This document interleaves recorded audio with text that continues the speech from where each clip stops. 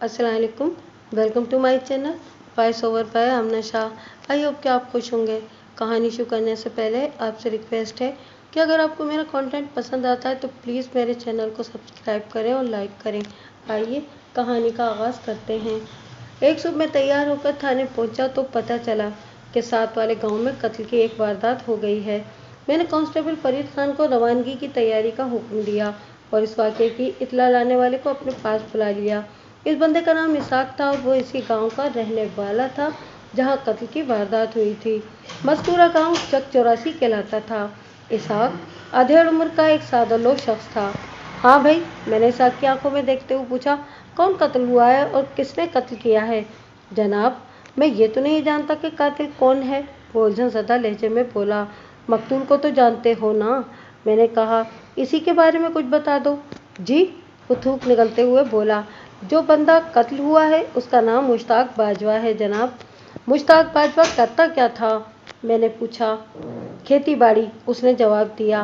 मुश्ताक बाजवा अपने छोटे भाई यूसुफ बाजवा और बाप नज़ीर बाजवा के साथ जमींदारी करता था जनाब। अभी 1 साल पहले ही तो इसकी शादी हुई थी। मुश्ताक बाजवा की किसी से कोई दुश्मनी वगैरह थी?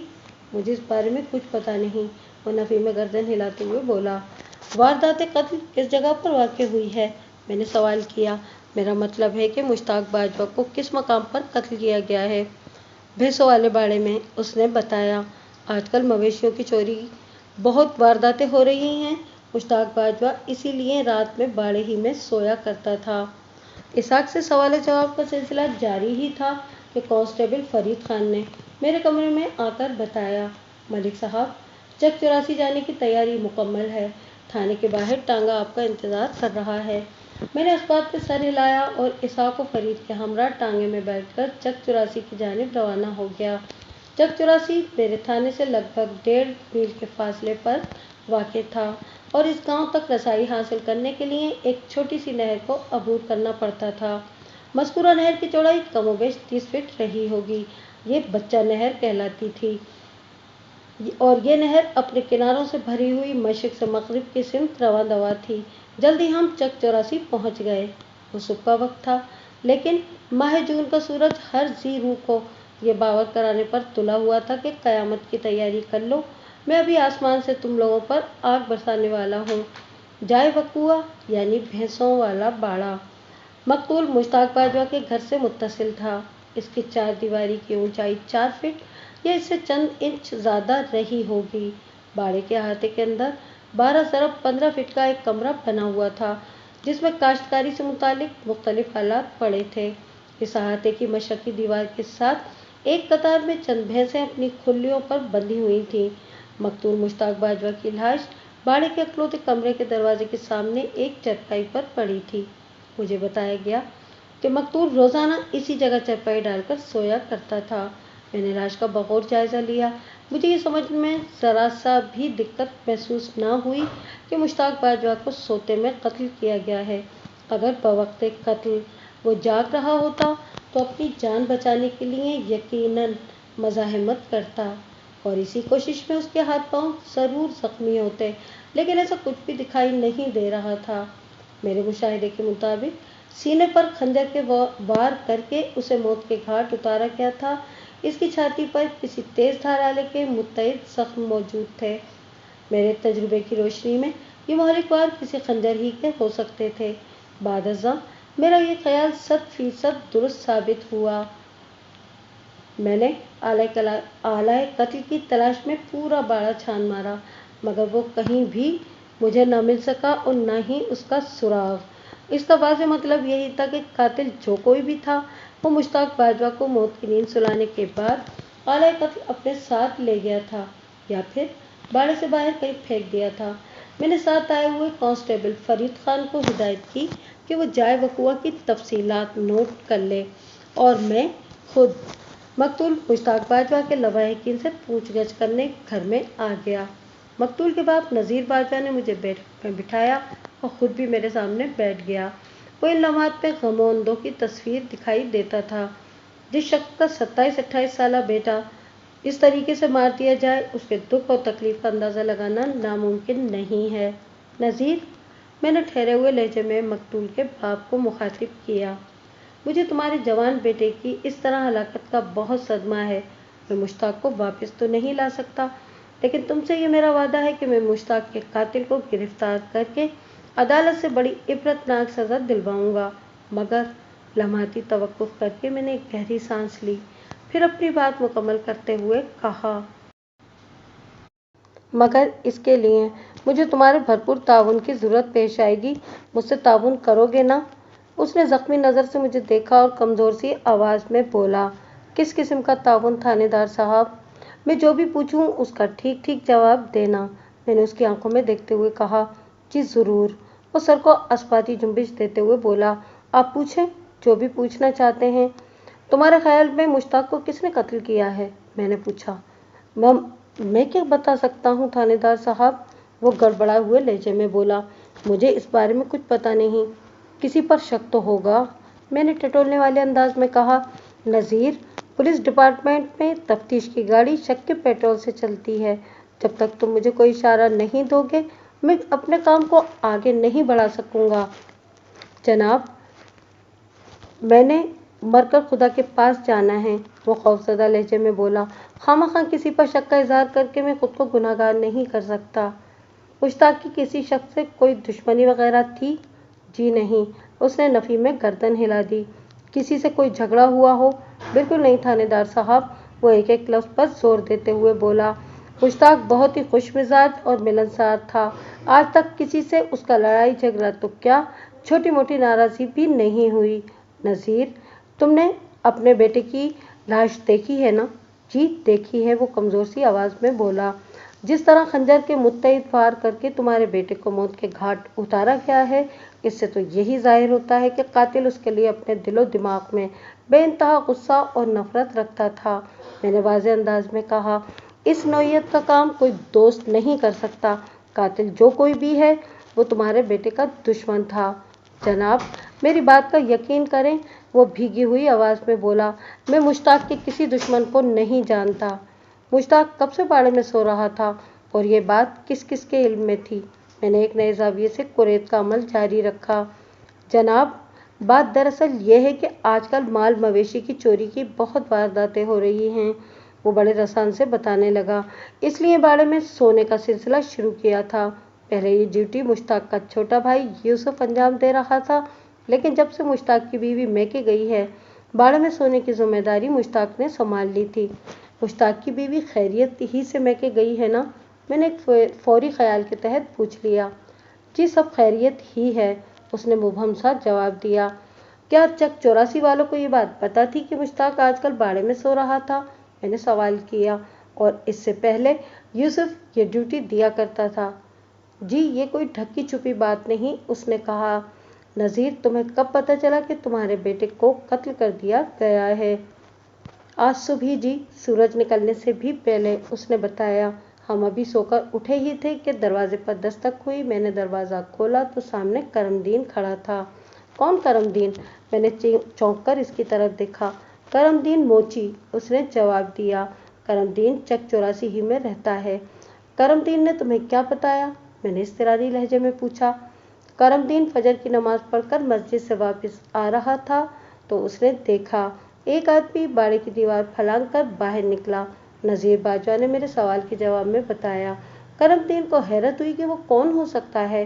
करमदीन ने आवाज़ देकर इस बंदे को रोकने की कोशिश की, लेकिन वो रुका नहीं और तेज़ रफ्तारी से दौड़ते हुए खेतों की तरफ चला गया। करमदीन इसे कोई चोर उचक्का समझा और मेरे दरवाजे पर आकर इतला दी कि मुझे जाकर बाड़े का जायज़ा लेना चाहिए। वो सांस संवार करने के लिए थमा, फिर बात मुकम्मल करते हुए बोला, इसके बाद ही हमने बाड़े का रुख किया था। सबसे पहले बाड़े के अंदर कौन दाखिल हुआ था? मैं और मेरा छोटा बेटा यूसुफ एक साथ ही घर से निकले थे, नज़ीर बाजवा ने बताया। बाड़े के अंदर पहले यूसुफ दाखिल हुआ था। जब आप लोग बाड़े पर पहुंचे तो इसका दरवाज़ा अंदर से बंद था या खुला हुआ था? मैंने पूछा। दरवाज़ा अंदर से बंद था जनाब, उसने जवाब दिया। ओह, मैंने एक गहरी सांस खारिज की। फिर तुम लोग बाड़े के अंदर कैसे दाखिल हुए? पहले यूसुफ दीवार फलांग कर बाड़े के अंदर गया, उसने बताया। फिर उसने दरवाज़ा खोला, इसके बाद मैं बाड़े में दाखिल हुआ था। کیا مشتاق رات کو سونے سے پہلے دروازے کو لاک کر دیا کرتا تھا یا محض کنڈی ہی لگاتا تھا؟ وہ باڑے کے دروازے کو اندر سے باقاعدہ تالا لگایا کرتا تھا جناب، نذیر باجوہ نے ٹھہرے ہوئے لہجے میں بتایا، اور اس تالے کی چابی مشتاق کے سرہانے کے نیچے رکھی ہوئی ہوتی تھی۔ یہ بات یوسف کو بھی پتہ تھی۔ یوسف نے جب چابی لینے کے لیے مشتاق کی چارپائی کی جانب بڑھا تو اس کی چیخیں نکل گئیں۔ بڑے بھائی کی خون آلود لاش دیکھ کر اس کا دماغ گھوم گیا تھا۔ وہ بلند آواز میں چیخنے چلانے لگا۔ میں نے بڑی مشکل سے دروازہ کھلوایا، پھر جب میں اندر پہنچا تو صورتحال واضح ہوئی تو گویا مجھ پر قیامت ہی ٹوٹ پڑی۔ میرے مشتاق کو کسی ظالم نے بڑی بے دردی سے قتل کر دیا تھا۔ ادھر اس نے بات ختم کی، ادھر اس کی آنکھوں سے آنسو جاری ہو گئے۔ اس وقت بیٹھک پہ میرے اور نذیر باجوہ کے علاوہ مقتول کا چھوٹا بھائی یوسف اور چک 84 کے چند وسنیک بھی موجود تھے۔ میں نے ادھر ادھر نگاہ دوڑانے کے بعد پوچھا، کرم الدین موچی تم میں سے کون ہے؟ وہ یہاں نہیں ہے جناب، نذیر نے بتایا۔ وہ اس وقت اپنی دکان پر ہوگا جو اس کے گھر کے سامنے والے حصے ہی میں ہے۔ میں نے کرم الدین موچی کے گھر کی لوکیشن اچھی طرح ذہن نشین کرنے کے بعد نذیر باجوہ سے پوچھا، کیا تمہاری بیوی گھر میں موجود ہے؟ اس سے پہلے کہ وہ میرے سوال کا جواب دیتا، ایک ادھیڑ عمر عورت روتے ہوئے بیٹھک میں داخل ہوئی۔ اس نامراد پر اللہ کا قہر نازل ہو جس نے میرے بیٹے کی جان لی ہے۔ مجھے یہ سمجھنے میں چندہ کوئی مشکل پیش نہ آئی کہ وہ مقتول کی ماں تھی۔ بعد ازاں اس عورت کا نام عابدہ معلوم ہوا۔ وہ فرط غم سے نڈھال ہو رہی تھی اور اپنے بیٹے کے قاتل کو بد دعائیں دے رہی تھی۔ میں نے یوسف کو اشارہ کیا کہ وہ اپنی ماں کو سنبھالے اور وہاں سے لے جائے، مگر عابدہ مسلسل سینہ کوبی کر رہی تھی اور کسی بھی طور وہاں سے ہٹنے کا نام نہیں لے رہی تھی۔ تاہم نذیر باجوہ کے سمجھانے بجھانے پر وہ گھر کے اندرونی حصے میں چلی گئی۔ نذیر، تم نے تھوڑی دیر پہلے مجھے بتایا تھا کہ مقتول کی بیوی اپنے میکے گئی ہوئی ہے۔ میں نے مشتاق کے باپ کی طرف دیکھتے ہوئے پوچھا، کیا اس کا میکا ادھر چک 84 ہی میں ہے؟ نہیں جناب، وہ نفی میں گردن ہلاتے ہوئے بولا، جمیلہ کے ماں باپ نبی پورہ میں رہتے ہیں۔ یہ گاؤں چک 84 سے 1 میل کے فاصلے پر واقع ہے۔ کیا جمیلہ کو خبر دے دی گئی ہے کہ اس کا شوہر قتل ہو چکا ہے؟ میں نے پوچھا۔ ابھی تک تو اسے اطلاع نہیں بھیجی گئی جناب، نذیر نے متذبذب انداز میں بتایا۔ کیوں؟ میں نے قدرے سخت لہجے میں دریافت کیا۔ اطلاع نہ دینے کا کوئی خاص سبب؟ اصل میں بات یہ ہے تھانے دار صاحب کہ جمیلہ بیمار ہے، نذیر نے بتایا۔ مجھے یوں محسوس ہوا جیسے وہ کچھ بتانا چاہ رہا ہے لیکن وہاں لوگوں کی موجودگی کے باعث ہچکچاہٹ کا شکار ہے۔ میں نے ان لوگوں سے سرسری پوچھ گچھ کرنے کے بعد انہیں رخصت کر دیا۔ پھر نذیر سے پوچھا، تمہاری بہو کو ایسی کون سی بیماری ہے جو وہ میکے جا بیٹھی ہے اور اتنے بڑے واقعے کی اسے اطلاع بھی نہیں دی جا رہی؟ جمیلہ کے گھر بچی یا بچہ ہونے والا ہے جناب، وہ گہری سنجیدگی سے بولا۔ ہمارے خاندان کا رواج ہے کہ بہو پہلا بچہ ننیہال میں ہی پیدا کرتی ہے، اسی لیے وہ نبی پورہ گئی ہوئی ہے۔ بس آج کل میں زچگی ہونے والی ہے، اس لیے ہم نے یہ بری خبر اس تک نہیں پہنچائی۔ نبی پورہ اور چک 84 میں صرف 1 میل کا تو فاصلہ ہے، میں نے پرخیال انداز میں کہا۔ میں سمجھتا ہوں کہ آج کا سورج غروب ہونے سے پہلے ہی مشتاق کے قتل کی خبر نبی پورہ پہنچ جائے گی۔ وہ خاموش نظر سے مجھے تکنے لگا۔ مشتاق اور جمیلہ کے آپس میں کیسے تعلقات تھے؟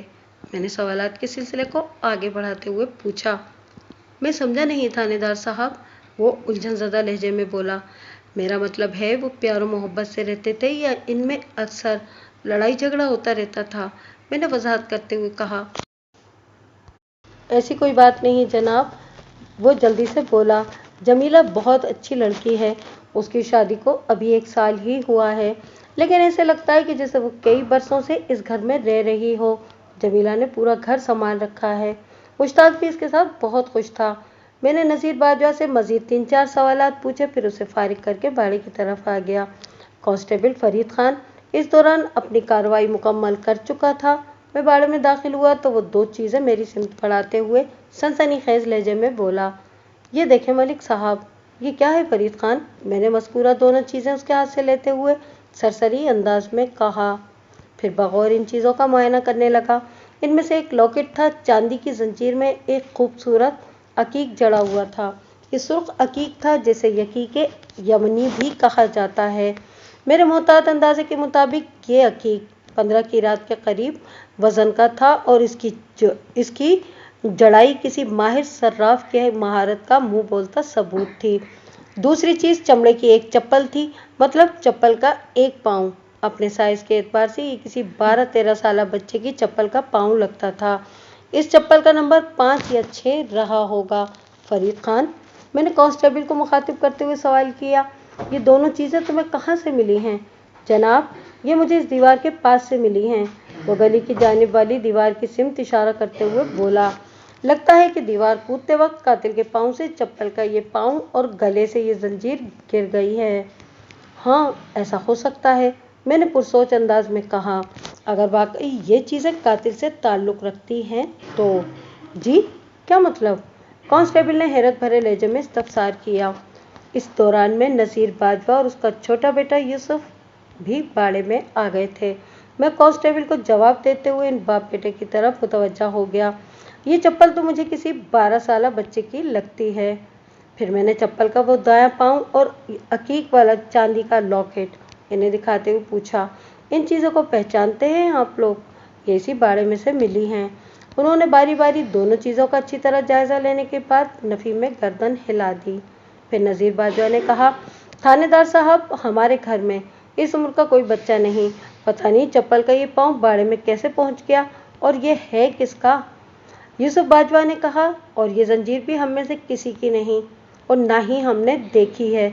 याद करो, किसी और शख्स की गर्दन में तुमने इस जंजीर को देखा हो? मैंने एक के बाद दीगरे सवालिया अंदाज में इनकी तरफ देखा। जी नहीं, यूसुफ बाजवा ने कतईयत से जवाब दिया। ये जंजीर चक 84 में से किसी भी शख्स के पास मैंने नहीं देखी और चक 84 के बाहर। मैंने तेज नज़र से इसे घूरा। वो जी, मेरा मतलब ये था कि वो जल्दी से वजाहत करते हुए बोला, ये जंजीर मैंने ज़िंदगी में पहली बार देखी है और यही हाल मेरा भी है। नज़ीर बाजवा ने ठहरे हुए लहजे में बताया। इस गांव में सुनार की कोई दुकान है? मैंने इस्तफसार किया। जी, यूसुफ बाजवा ने अस्पात में गर्दन हिलाई। दिलदार महर की दुकान है। दिलदार महर? मैंने ज़ेरे लब दोहराते हुए पूछा।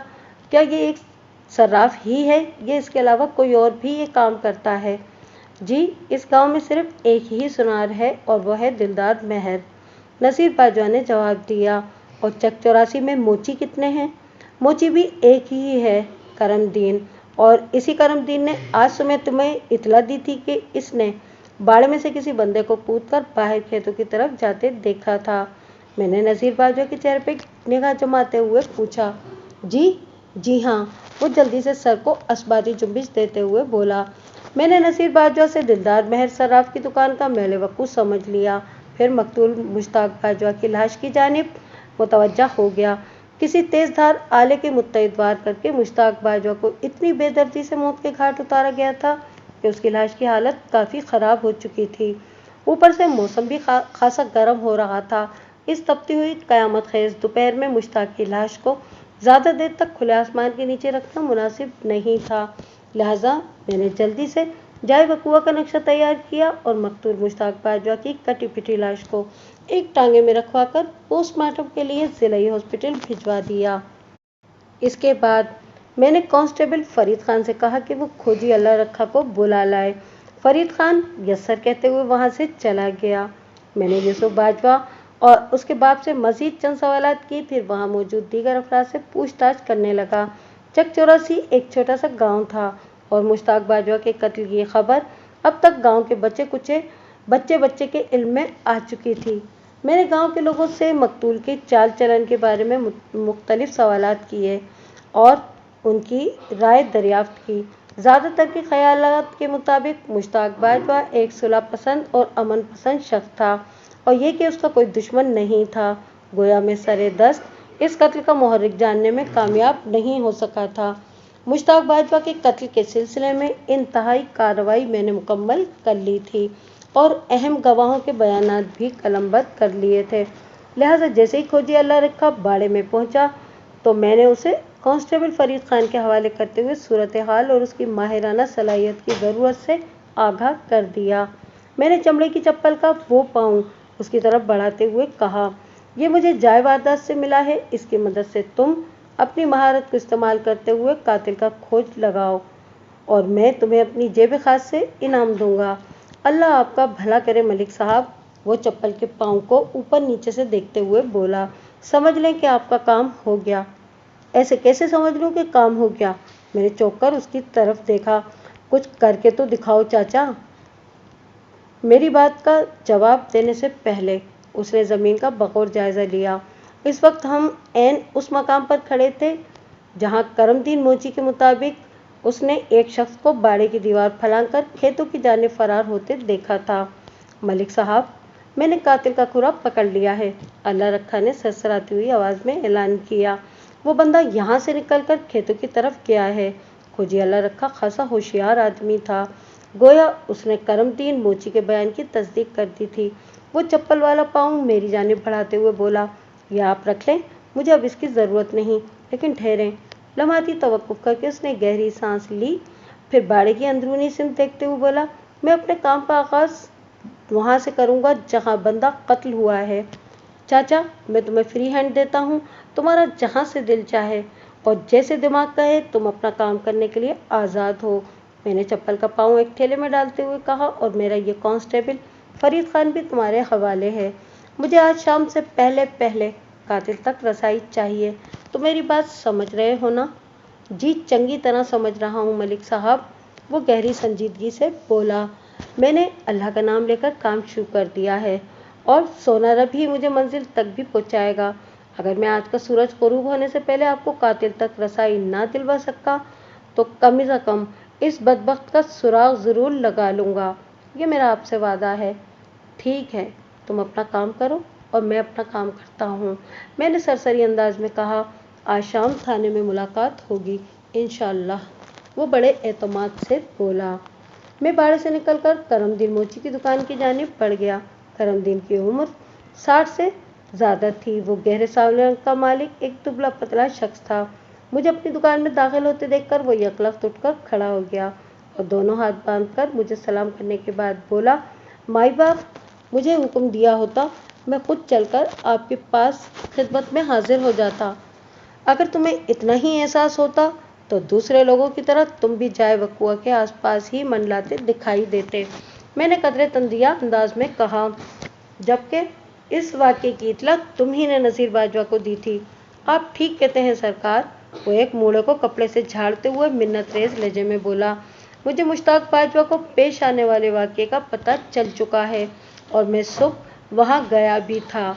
ये एक इत्तेफाक है कि मेरे वहाँ से वापस आ जाने के बाद आप तशरीफ़ लाए थे, और अगर आप यकीन करें तो मैं अभी यही सोच रहा था कि दोबारा वहाँ जाकर हालत हाज़रा का जायज़ा लूँ कि यह भी एक इत्तेफाक है कि मैं इसकी बात मुकम्मल होने से पहले ही बोल उठा।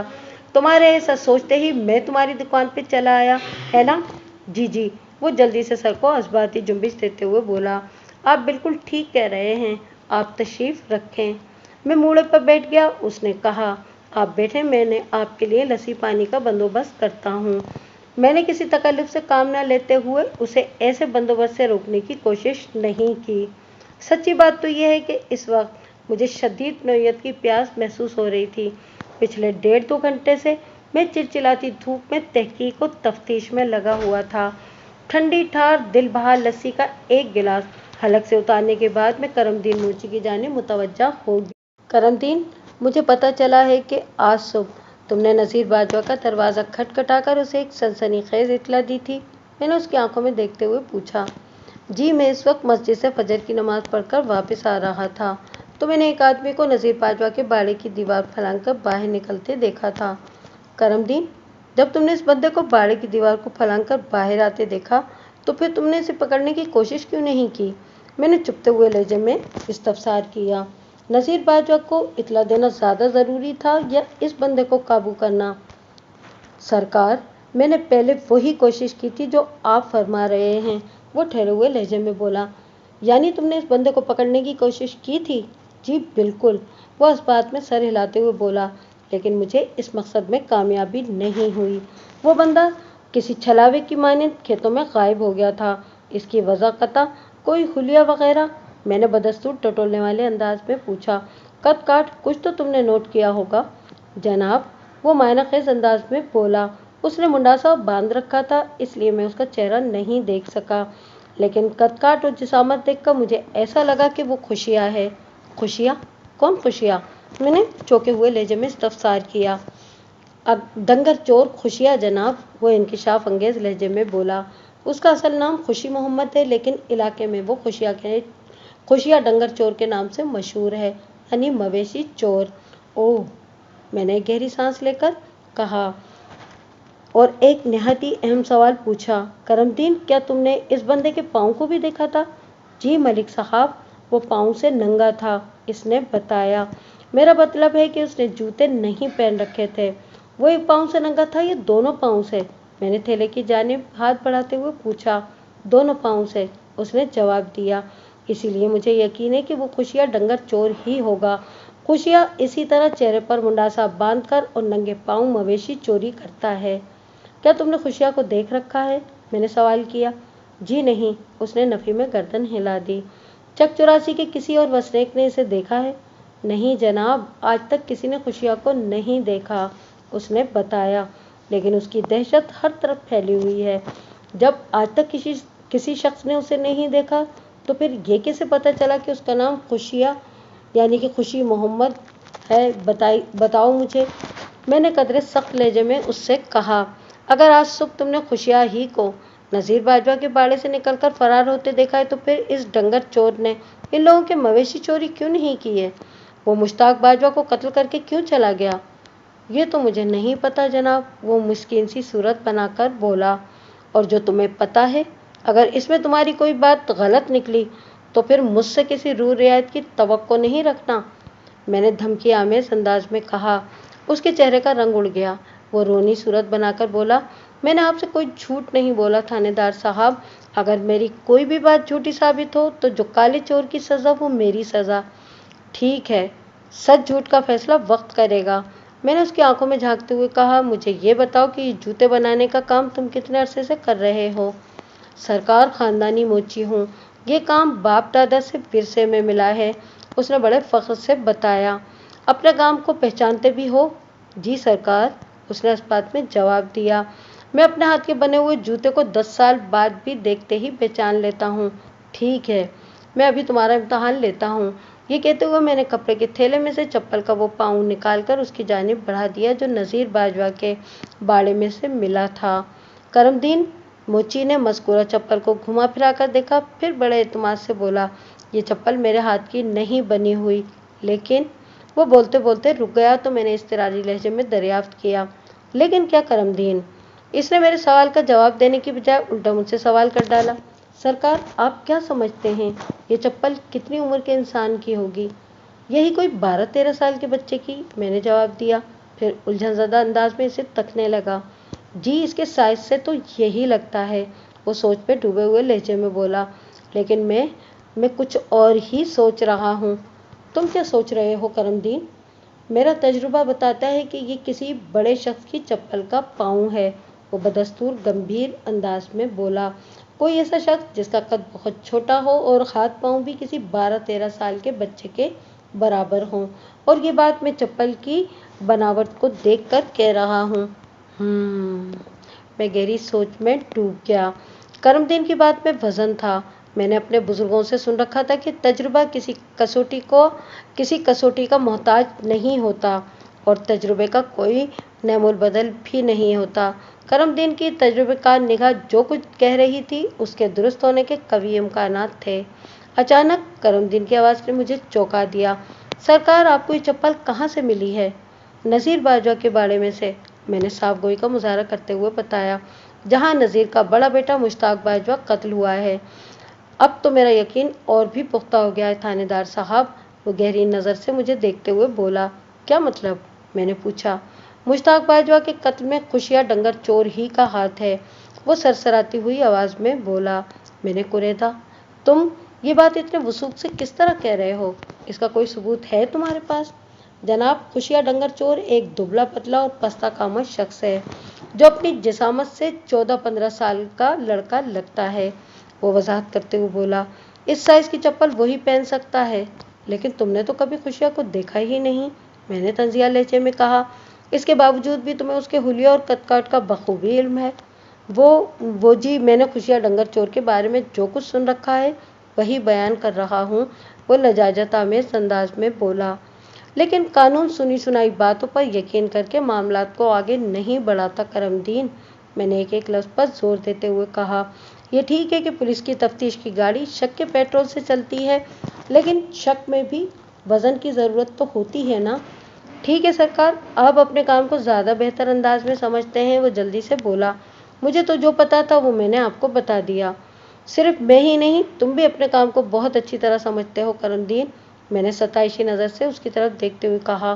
तुमने बड़ी उम्र के छोटे बच्चे के हवाले से जो इंकिशाफ किया है वो मेरे जहन से चिपक कर रह गया है। मैं अपनी तफ्तीश के दौरान में इस नुक्ते को भी अपने जहन में रखूंगा।